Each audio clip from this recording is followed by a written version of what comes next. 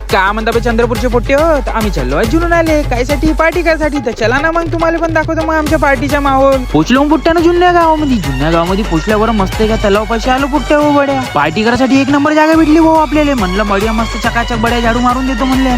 ये बड़ी अच्छी बात कही. यांनी गेले वारलेल्या काड्या थोड्यासाठी. यांनी काय झाला का माहित नाही, जंगलच तोडतो म्हणे आज. म्हणे काय तर पूर्ण म्हणे मला पुरा काढाच पाहिजे म्हणे आज, तोडतोच म्हणे पुरा म्हणे.